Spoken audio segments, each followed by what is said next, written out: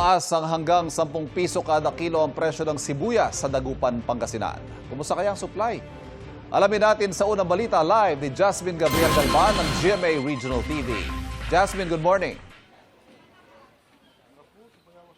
Ivan, kasabay ng bahagyang pagtaas sa presyo ng sibuyas ang patuloy na pag-iikot na ginagawa ng Agriculture Office sa mga pamilihan para mamonitor ang supply at presyo ng sibuyas sa merkado.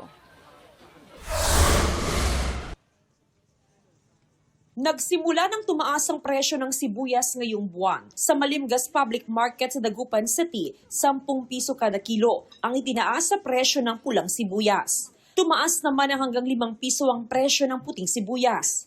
Paubos na kasi ang supply sa ma'am, sa farmers. Tumataas na po kasi sa storage na.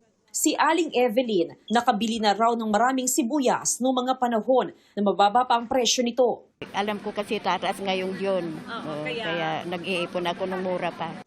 Halos walang maibentang imported na sibuyas sa pamilihan kahit wala namang problema sa supply nito. Halos walang umaangkat ng imported na sibuyas dahil marami ang supply ng local onions na karaniwang tinatangkilik ng mga mamimili. Yung talagang pang restaurant talaga, ma'am.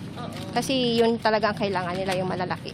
Sa monitoring ng Sinag, 80% ng mga sibuyas sa bansa ay naani na. Kabilang narito ang mga tanim na sibuyas sa Pangasinan at Nueva Ecija. May ilang taniman na lang ng sibuyas sa Mindoro ang nakatakdang anihin sa mga susunod na linggo. Pula siguro up to December na ang stocks, ang puti mga September.